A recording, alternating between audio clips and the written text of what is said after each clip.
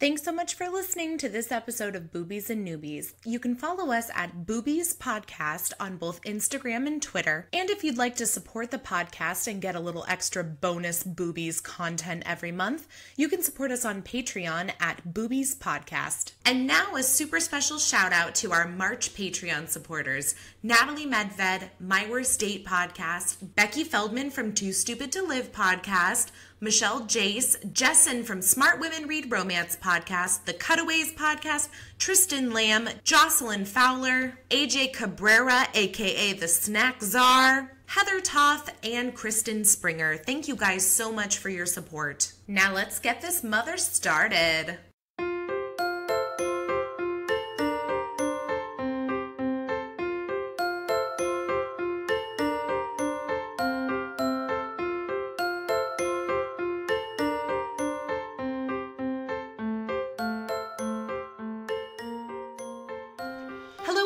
And welcome back to another episode of Boobies and Newbies, the podcast that asks novice romance readers to think outside the dick in a box and brave the unbridled world of erotica. Today's episode marks the fourth in our steamy Spotlight series, where once a month we bring you the latest trends and news about your favorite romance novels and authors. And sometimes a little something extra just for us. I'm your host, Kelly Reynolds, and today I'm joined by my good friend and former guest of the show, MK McFadden, to talk all things romantic comedy. Welcome back, MK. Thanks for having me again, Kelly.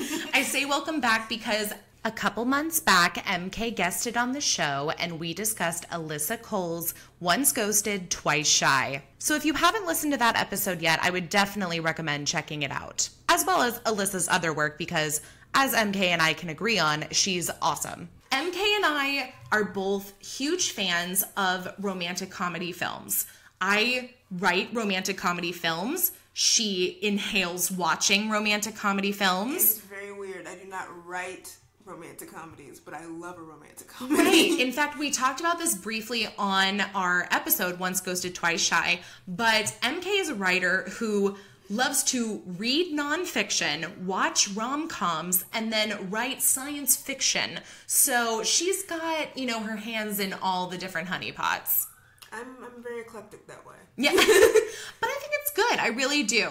I mean, romantic comedies like sci-fi and like horror and like they're genres with tropes, and like to do it well, you kind of have to know the history and know what you're doing. Yeah, absolutely. And I appreciate someone who can write a rom-com that feels fresh. Yeah. And interesting because, like, we've got, like, 80 years of rom-com. Oh, I know. Well, and you know what? A film rom-com. We've got 80 years of film rom-com. Right. That's not even going into theater. Right. I mean, we're taking it back to Shakespeare, really, with the rom-com. With the initial, like, tropes of the meet cute and the we hate each other's guts, but we think you're cute. Right. Like, that kind of thing. So if it isn't already obvious, MK and I decided that this sexy Spotlight episode should be dedicated to the evolution of the romantic comedy. Romance obviously is a very popular book genre that I appreciate. MK now appreciates having read one. Yes.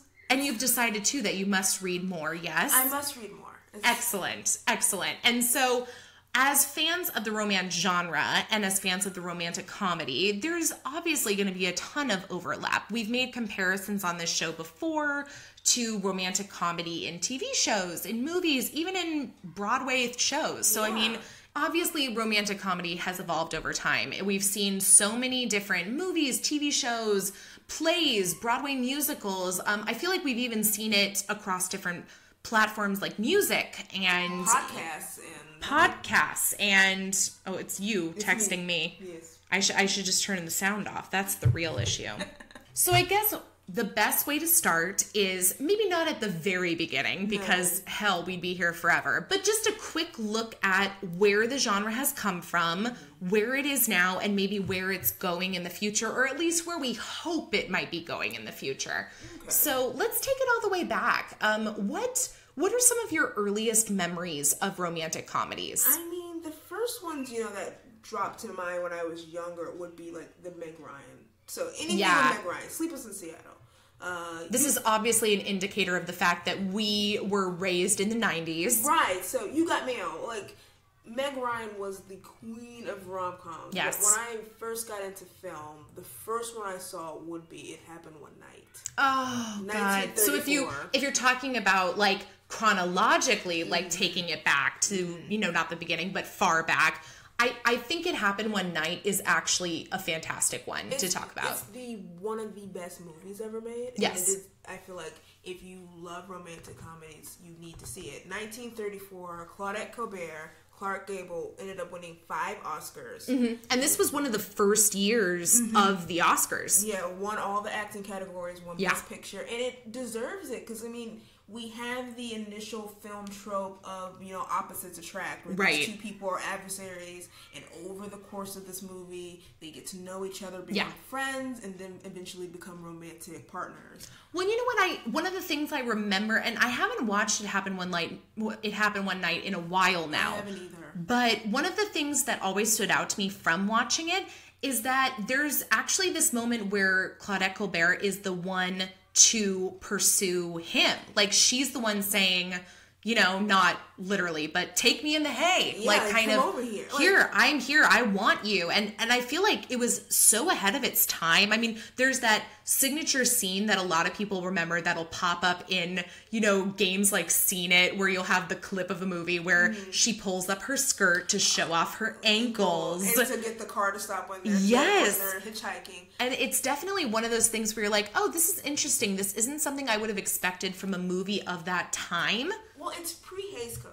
And so, you know, pre-Hays Code movies could be sexual. You could have two people of the opposite gender in the same bed. You could allude to sex. And so it was one of those movies where you felt that they had chemistry, but you also felt the sexual tension. Like, you felt like, I may not like this dude, but I want to have sex with him. Right. Which is rare to see in very classic movies. Right, because then you have movies that came out almost 2 decades later with Doris Day and Rock Hudson, where every shot of a bedroom has 2 beds. Yeah, it's and very chaste. When you go into a room where there's one bed, you know, oh, he's trying to seduce me. Like, this is wrong. We can't be in the room with the one bed. So, I mean, it's so fascinating that, you know, you have something way back that's one of the first film markers of a romantic comedy that, you know, had these discussions of sex that weren't happening 30 years later. I mean, poor Mae West was walking up a storm and then ended up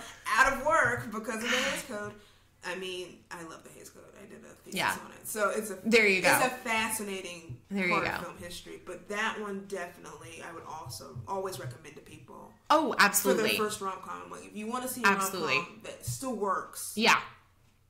That's a good point, too, that it does still work. I think you're works, right. You know. But I went a little the Philadelphia Story, Katharine Hepburn. Love it. You know. Jimmy Stewart.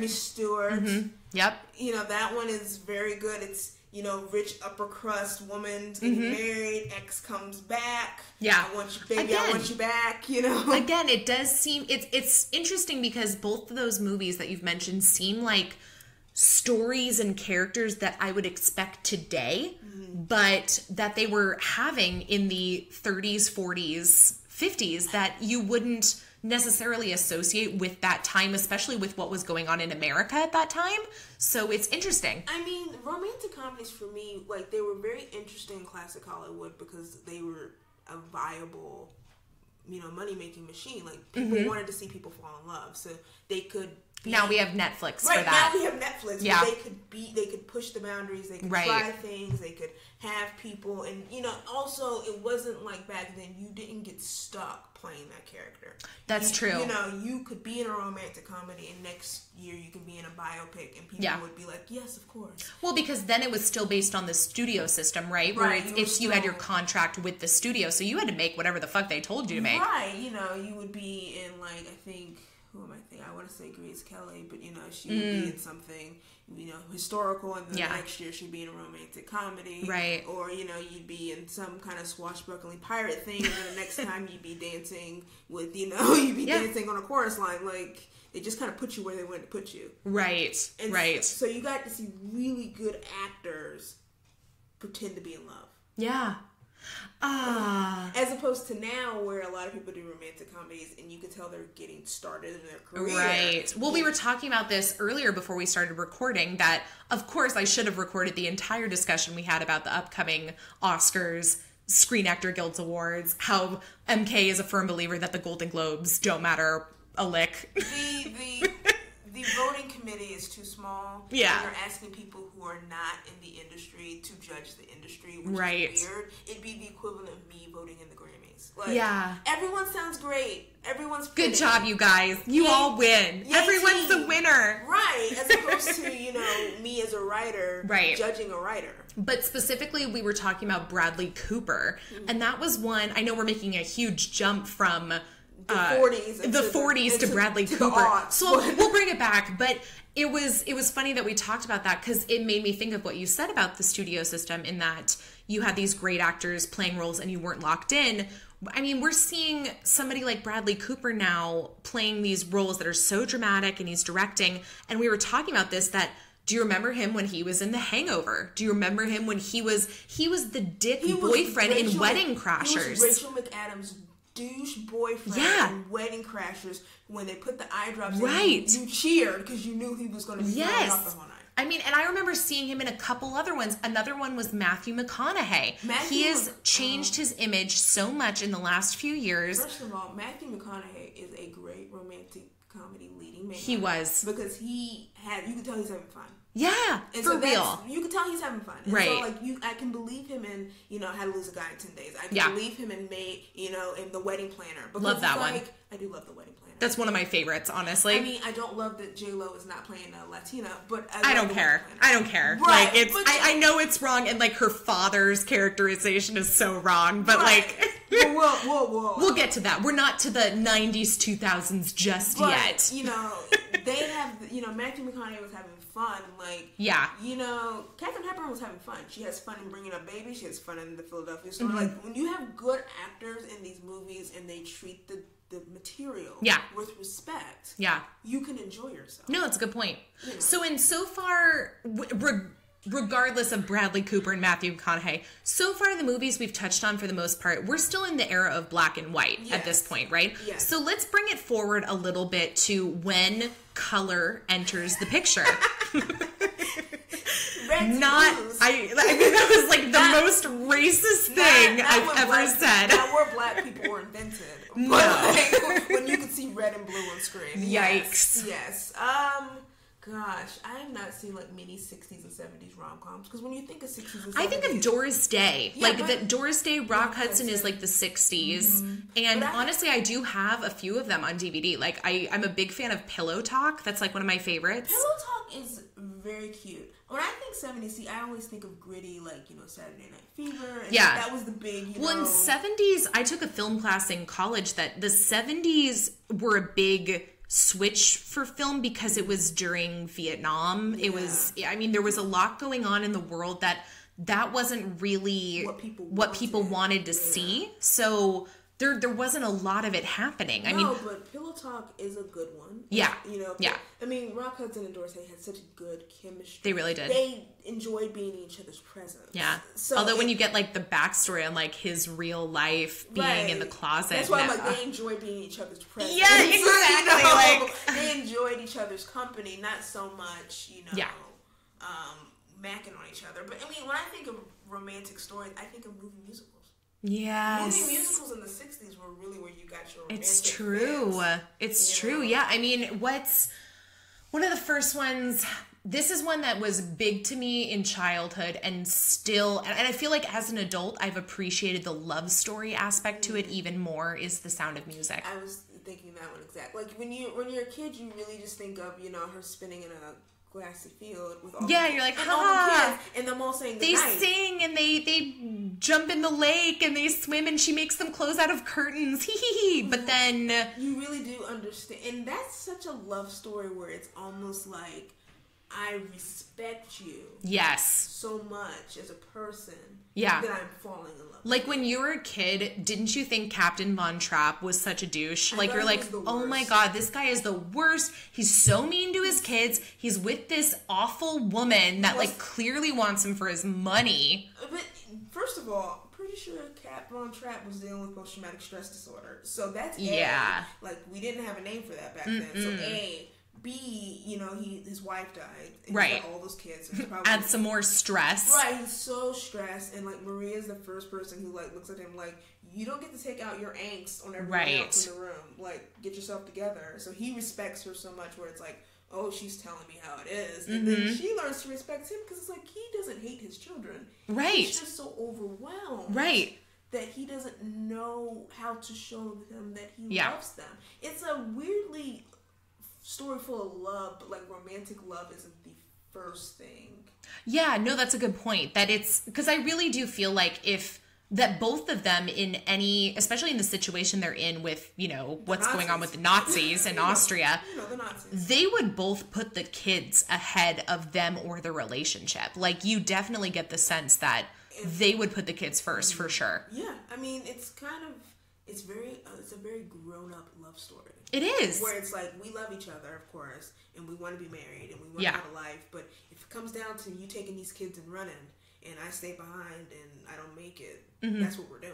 Well, and it was a good example, too, of, like we said, how film started to change in the 70s. It was a good example of how, especially in musicals and romance and comedies, and romantic comedies by proxy, they started kind of taking what was a really serious issue or going on at the time and lightening it to, like, that's the backdrop, that's what's going on, but at the same time you can still fall in love through this, you can still have these moments of happiness and appreciate what you have. So I mean, that's one of those stories where when you think about like what's really going on, I mean, it is dark. Like, it is really dark. But if you think about the late 60s and 70s, that was a dark time in history, and so I'm not surprised. Not even just in America either. No, just in like world history. Yeah. So I'm not surprised that we had a moment where it was like, yes, very serious things were going on. But right. in the midst of that, people were falling in love and getting married and having children and, you know, living a life.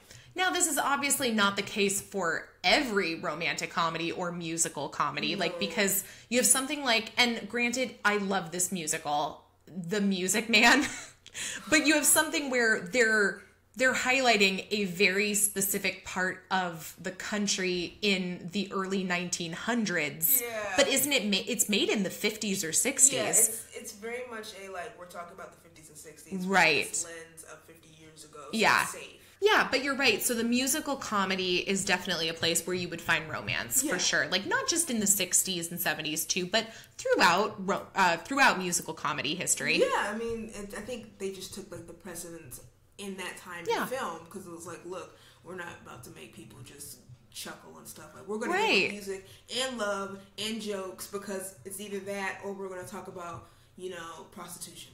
Well, of course, or Nazis. Yeah. Well, and of course it makes sense because before we had movies or TV shows, we had theater. We had theater for so many years. We had musicals, we had plays. And so it only makes sense that they would take those stories or the tropes from those stories and then bring them into movies. Like, why not? Movies have been doing that since the dawn of movies. Yeah. Like, let's take this thing that was successful over here. Like, and yeah. drag it. Like, how many times have I watched Romeo and Juliet, but it's not Romeo and Juliet. It's the exact same story. It's Romeo and Juliet. Yes.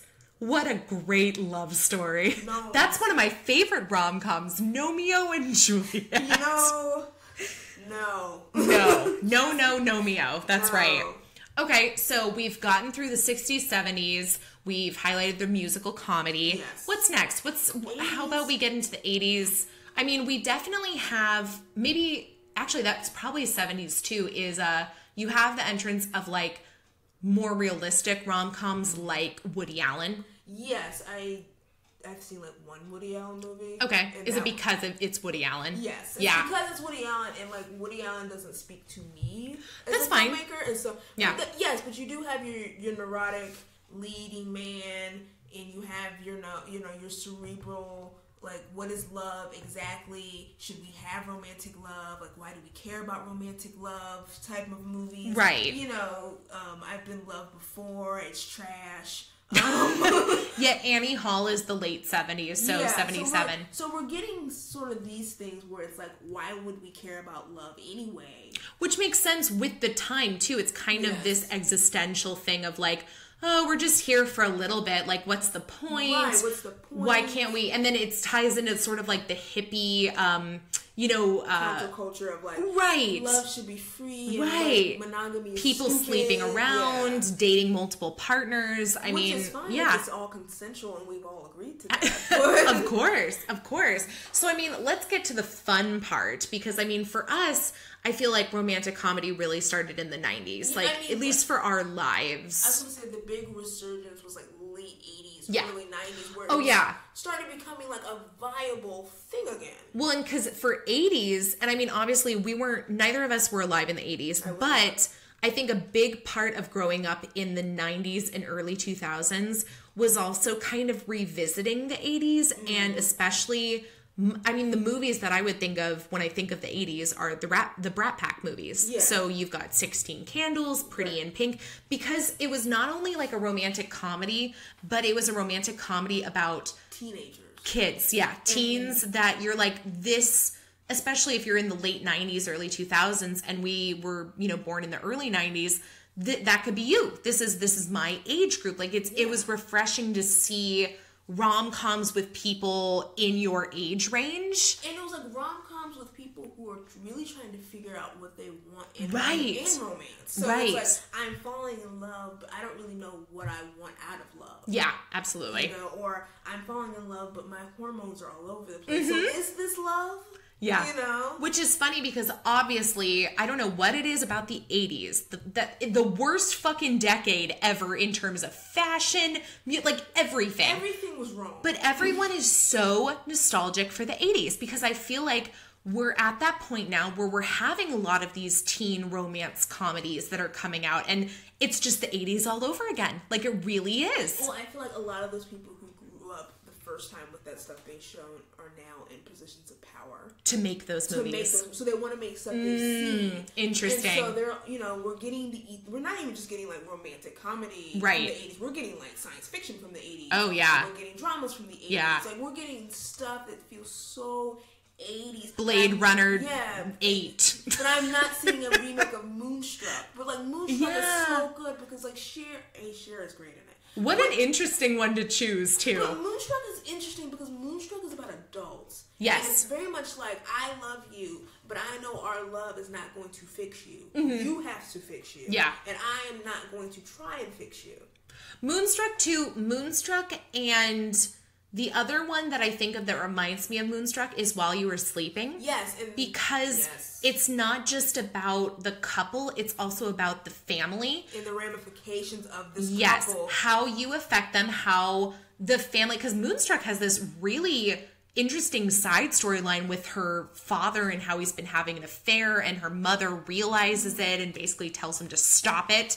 And he's like, okay. Like, and you just... Of course, I was waiting for you to tell me to stop having an affair. But that's one of my things about, especially about writing romantic comedies and doing a romance podcast, is that I also become very invested in the secondary characters and stories, and I want them to have a purpose. I want them, especially when it's families and there's like some sort of storyline with a family issue. Like, I want to at least understand who this family is, where you're coming from, why should we care? And I think Moonstruck and While You Were Sleeping are two fantastic examples of families actually having a role in the story as opposed to just being like one giant secondary character. Like, oh, it's about the two of them falling in love and she also has a family. Like, they each get to be their own person. It's very interesting because like the 80s have two lines. Like, we have the one line with the teen rom-com. Yeah. And, like, you're grossed out. The things that become American Pie. The things that become, like, She's All That. Yeah. And Clueless. Those were the new Brat Pack of the 90s. Right. Yeah. Those, and then you have stuff like Moonstruck and While You're Sleeping that becomes, Sleepless in Seattle. That becomes, like, the Kate Hudson vehicles, the Jennifer Lopez vehicles. Like, it almost like they splinter and we get two different types of romantic comedies. We get, like, the adolescent teen romance, and then we get we're grown-ups, we know what we want, and now it's just about getting it romance. Which is nice. I mean, and you know what? Kind of growing up in the 90s and the 2000s, we had a very I think we had a privilege of being able to experience both of those as we were shaping into adults, because we kind of got to experience elements of each of them in our own lives. Exactly. I mean, it's really interesting because that's when, it was very viable to make all those movies. So they were pumping them out like crazy. All the time. And so it was like you would go to the movies and you'd see like previews for like 4 new ones that were kind of the same thing. And they all starred Matthew McConaughey, or Kate Hudson, Jennifer Lopez, maybe Meg Ryan if it was the 90s. Tom Hanks if it was with Meg Ryan. Yes, Tom Hanks and Meg Ryan forever. Yes, for sure. Let's see. I mean, that's its own like subcategory of romantic comedy is Meg Ryan and Tom Hanks. Like, but I have to say, because I think of, maybe there's more. I think of 3 specific movies that they did together, and I think 2 of them were great, and I think one of them was like, not so great. Do you know which 3 I'm thinking of? Yes. Okay, do it. You Got Mail is okay, in my opinion. Okay. It's okay. Like, the romance itself is great. Great. But, like, that movie has aged so poorly. I really do love it, though. I mean, there's so many things I love about it. Yes, I love the newness of the internet. It's every time I see it on TV and I watch it, I'm like, this is really long. Like, it's a really long movie. Dave Chappelle is in it. Yeah, I do love the characters in it, though. Yes, I love his dad. I love the unconventional family. His dad is on like wife number 4. They have all these kids. He has a brother that's 5 years old. Like, okay, so that's the later one of Tom Hanks, Meg Ryan. And then there's one more that to me is by far the weakest one. Which one is it? Joe versus the Volcano. I will give you that one because that one was weak. I feel like Meg Ryan's best one is not Kate and Leopold because that one's bad. That one, you know what's so funny is I hear so many people talk about that movie. You know who talks about that a lot, and this will tell you a lot about me, is I work freelance, so I watch a lot of daytime television, and one of my go-tos is Kelly Ripa and Ryan Seacrest in the morning. Ryan Seacrest loves Kate and Leopold. Like, he will always ask people about that movie. Like, if they bring up Meg Ryan or is it Hugh Jackman? He'll be like, oh, Hugh Jackman, have you seen Kate and Leopold? Like, it is his go-to. I love that is his reference to Hugh Jackman. Not Wolverine. Not even The Greatest Showman. No, it's Kate and Leopold. It's Kate and Leopold. Which, okay, is not my favorite. It's definitely not my least favorite, but it's not what I think of. Like, I don't think of that movie. I don't think of that for either one of them. No. Like, what? Do you have, you seemed like you were on a train of thought with a specific Meg Ryan movie. It's Meg Ryan with Billy Crystal.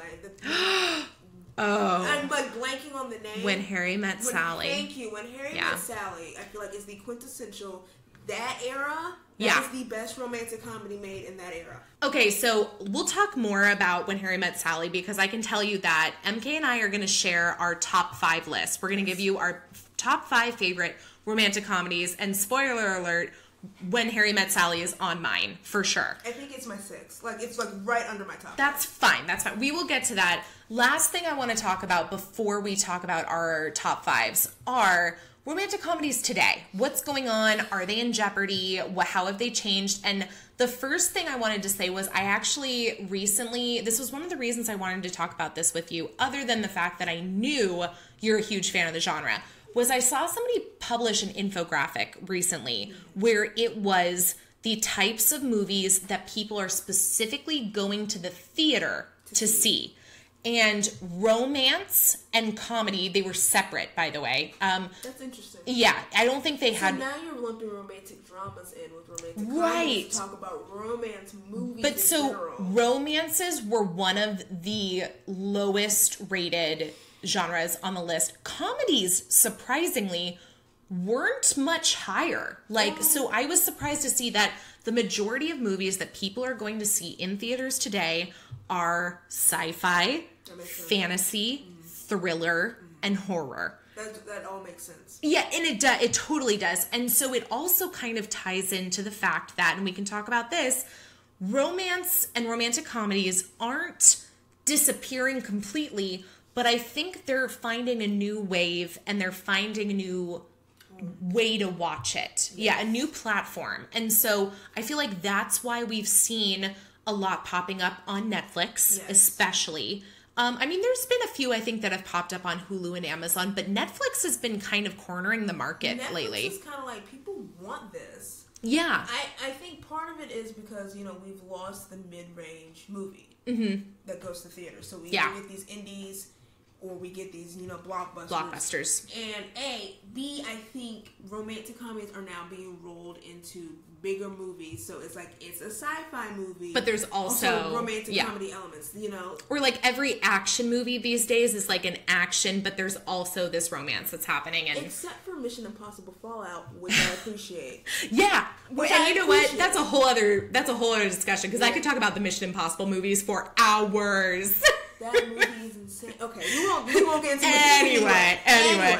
But no, you're right. I mean, it really is. First of all, people are going to the movies less than usual anyway. Especially, I mean, when they were making romantic comedies, at the high time of them. I mean, people are going less, period, when you look at the history, because while we have more movies than ever, we have fewer movies in the theaters, and we have fewer variety in movies. Right. So if you don't like Marvel, there is like a good 6 months where you will not be going to the movies. Well, and then add in the fact that we have not just, I mean, it used to be going to the movie rental store, but that's now dead. But we still have Redbox.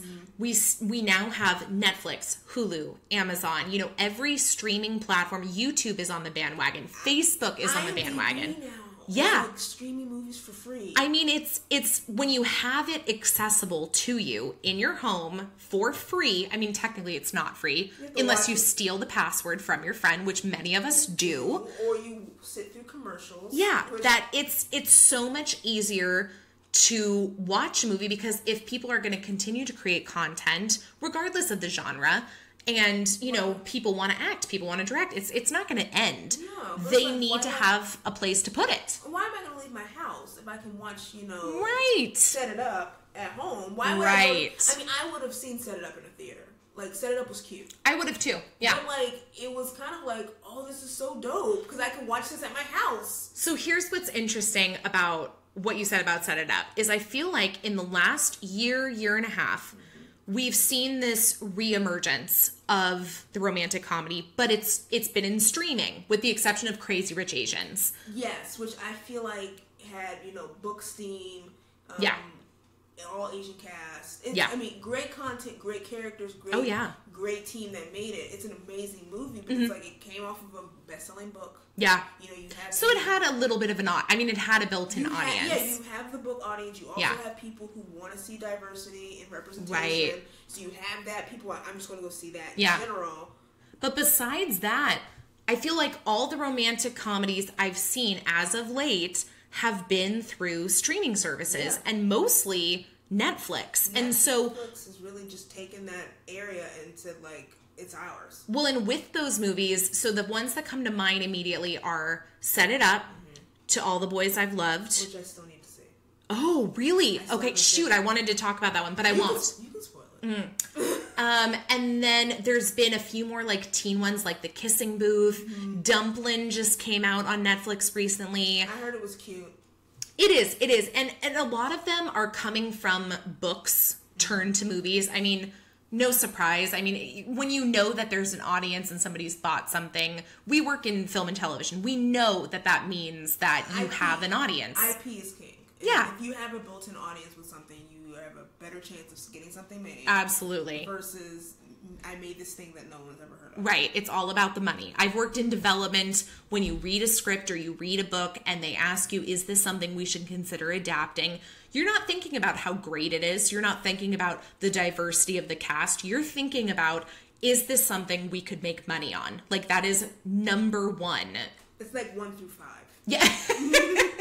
And then 6, 7, 8, 9, maybe not 10, but then 11 again. Right. It's always money. How much money can we make off of this? Right. How cheaply can we make this, and how much money can we make off of it? So I'm curious then if the romantic comedy is going to be destined for streaming services now, or if because people are watching them and they're doing so well on streaming services, does that mean people will start putting them in theaters again? My gut says no. Yeah, mine does too. My gut says like it's going to be on Netflix, but I mean, Crazy Rich Asians is getting their other 2 movies. Like, it did so well, it's getting its other 2 movies. Right. And I feel like if we get an original screenplay that somehow gets made and gets in theaters and does gangbusters. Okay, so I've got one for you. Then, you know, because, like, remember when Bridesmaids came out? And yes. they were like, oh my god, like, movies with all women can, like, make money. And it was funny, and it was... You know, and so, literally, like, the next 3 years, it was like every summer we saw this gross out comedy with a bunch of women in it. Right. So I've got a specific one on my mind then to ask you about, and your thoughts on it, because I've got mixed feelings, and it's kind of the same way I feel about the recent Amy Schumer romantic comedies she's done. Well, just in general, because Trainwreck was before that. Oh, and that's right. Yeah, and so I'll talk about that in a second. But so the new one that's coming out, I want to say in April, maybe it's the summer. I might have my timeline completely off. Is this the Rebel Wilson movie? Is the Rebel Wilson movie that is called Isn't It Romantic? And it's kind of a...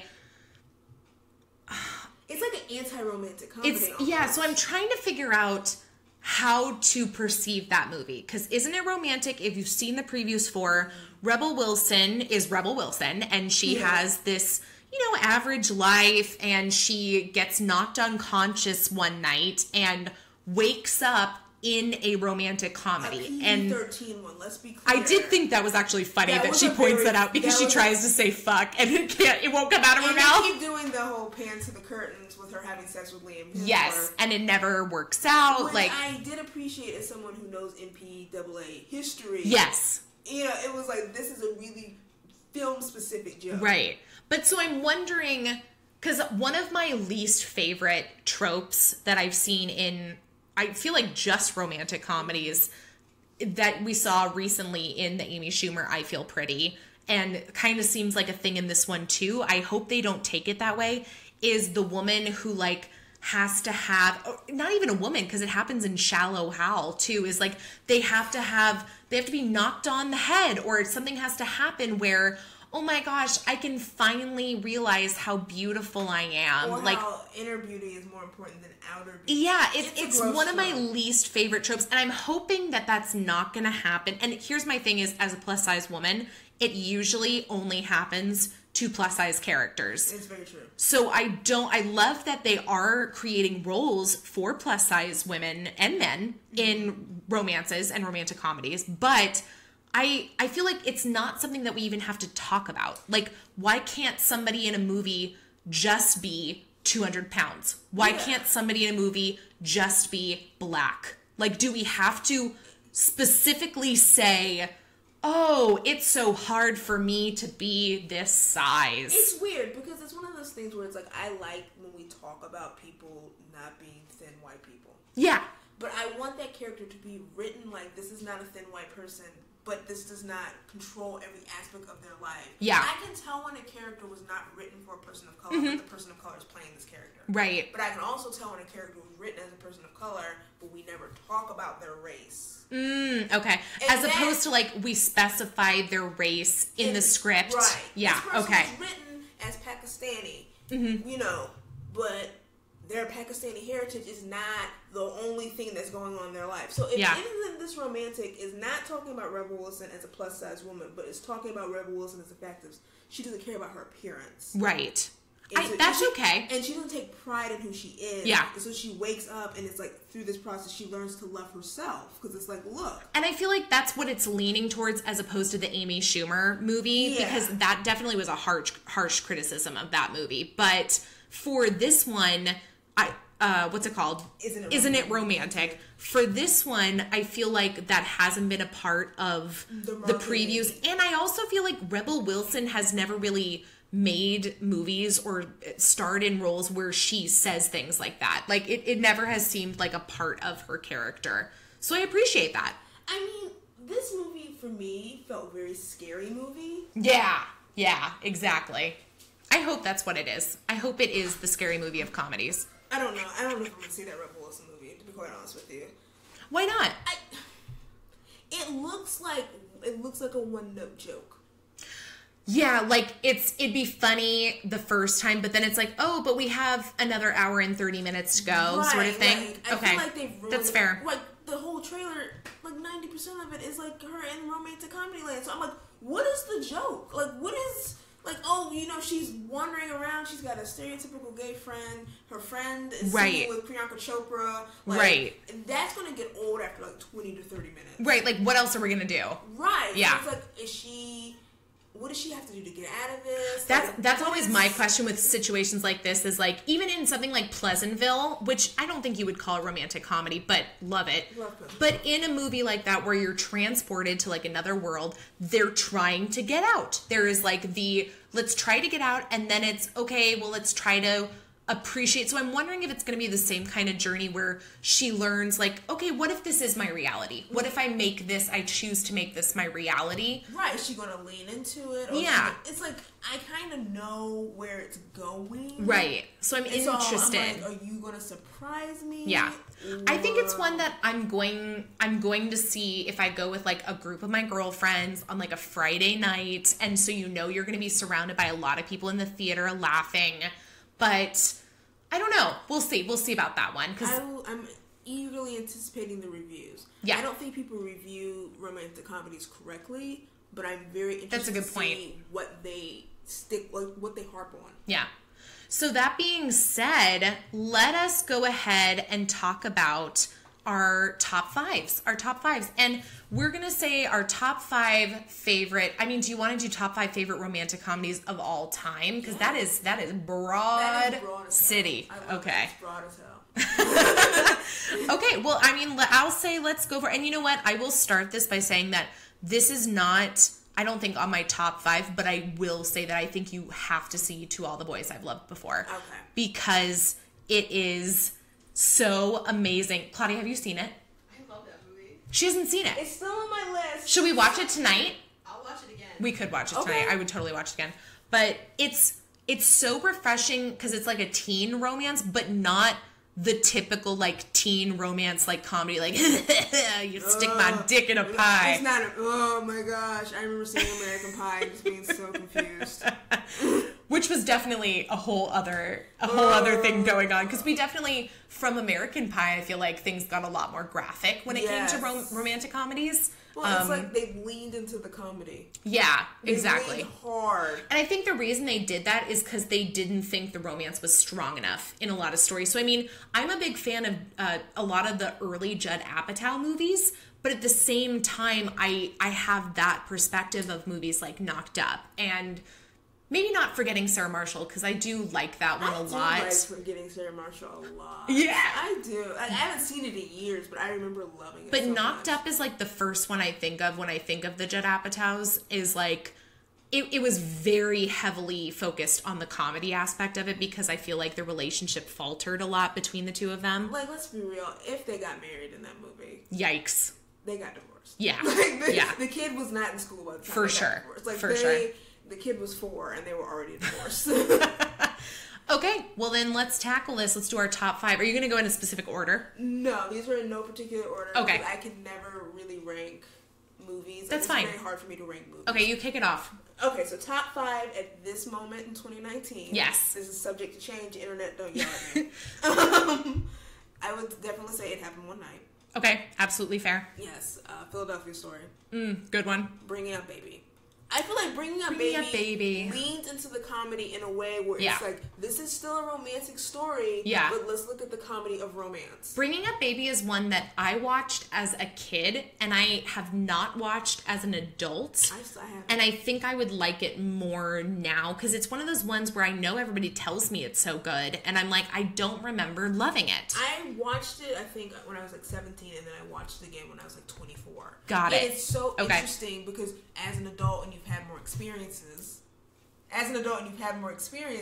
in life, you just kind of understand why things are funnier than they are. It's like these two people are just trying to have a nice romantic relationship, and life is getting in the way. Mm-hmm. Let's see. I'm on 3. I would say Hitch. I could watch Hitch. Really? I could watch Hitch any time of the day. Interesting. And okay. not so much with the Will Smith and Eva Mendes story, which I think is fine. And is it the Kevin Smith story? It's the Kevin Smith story. I love that one. He, to me, he's my favorite part about Hitch, is Kevin Smith. That love story is so interesting because it starts off really gross. Yeah. It starts off with a man who's like, I've been staring her down in meetings. I think she's wonderful. And you're kind of like, yeah, but she doesn't know you exist. And right. So Hitch is like, okay, we're going to help her know you exist. Yeah. And it's like everything he tells him not to do, he does. Yeah. And they fall in love because... That's the best part, is that if he had won her over by doing all the things Hitch tells him to do, you'd be like, you're lying to her. And it wouldn't have been real. Yeah, but the fact that he wins her over with him being himself and this goofy dancing and stuff like that. And yeah, she loves teaching that. Her how to whistle. It was like that. Oh. It was like, that is a love story. It really is. That is a love story. Like, it really is. And it's like the end where he's like, what did you do for him? Nothing. Okay. It's like you gave him confidence. Give me that last one. What's making it in the top 5 slot? Top 5. Oh gosh. There's a lot to choose from. There are a lot to choose from. I said Harry Met Sally was my 6th man, which is true. I haven't seen it in years, but I'm trying to think of one that I always want to see. I know. There's so many to choose from. I'll say Clueless. Ooh, that's a good... Okay, see, for me, Clueless, I love...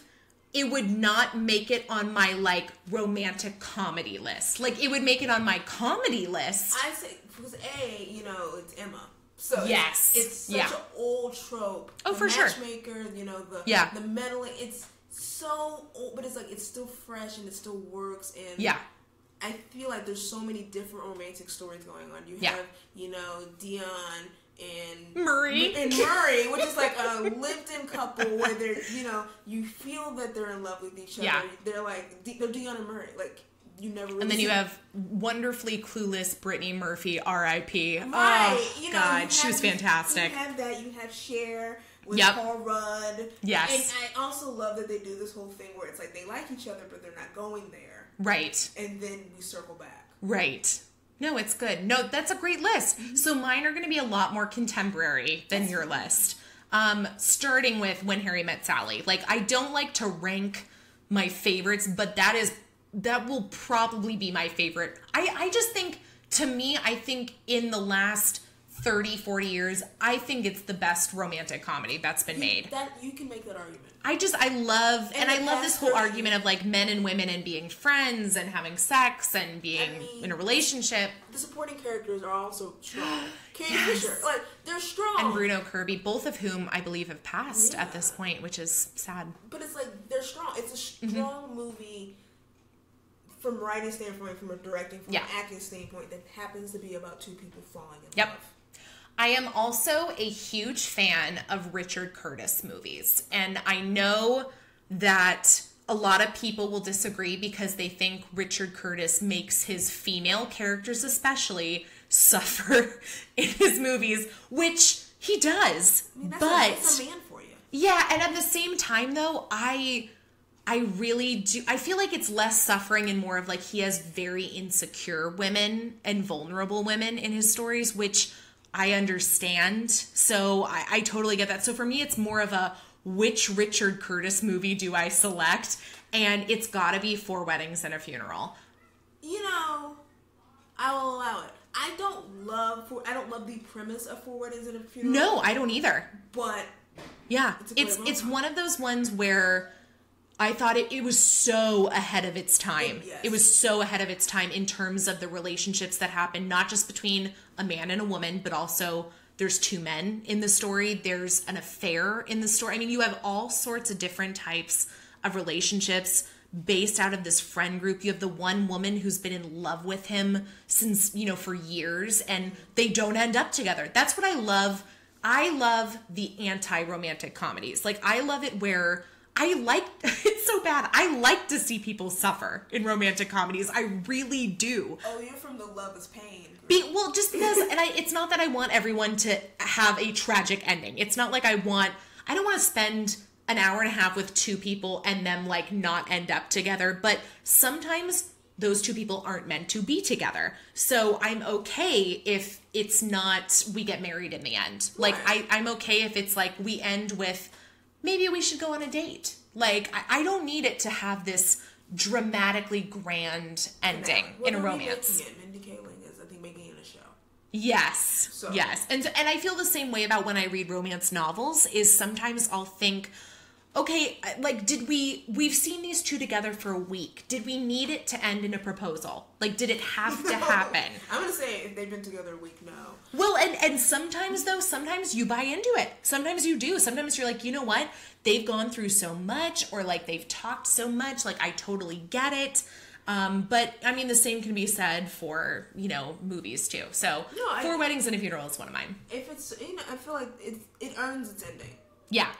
Okay. So another one, I'm going to take it back to our Meg Ryan and Tom Hanks. I got to go with Sleepless in Seattle. Yes. Love it. Love it. Love Rosie O'Donnell in it. This is when they were trying to make Rosie O'Donnell be like a straight person. Like, yes. She was the best friend character. Giving her male romantic partners. You know who else is super underrated in this is Tom Hanks' wife, Rita Wilson. Yes. And Victor Garber plays her husband in this. And they have that whole discussion about the movie. It's so funny. And they talk about... oh God, what's the movie they talk about with Cary Grant where she's running across the street and she gets hit by a taxi and that's why they don't meet at the top of the Empire State Building. Gosh. Oh my God, what is the name of that fucking movie? Cary Grant has been in so many movies. I'm so mad. But it's like so famous. They don't meet at the top of the... Okay, no. An Affair to Remember. That's what it is. An Affair to Remember. I mean, they talk about an affair to remember. But yeah, anyway, but that's... I love that one. Again, I love Sleepless in Seattle. Different types of relationships. Yes. I mean, I feel like the stronger romantic comedies don't just focus on one. This is what I like. One couple. I want to see multiple people, or I want to see different dynamics and why those two come together because of where they come from. So that's definitely going to make the list for me. The next one, it might sound weird. I really love The Wedding Singer. You know what? With Drew, I think it's one of Drew Barrymore's best movies. I think it is Adam Sandler's best movie. Unless you like really comedy Adam Sandler, in which case Happy Gilmore is like really funny. So I was gonna say Punch Drunk Love. But, okay. But when he like does the dramatic thing. It's one of his better comedy movies. I will say this: Adam Sandler and Drew Barrymore. They have fantastic chemistry. They have like Cary Grant.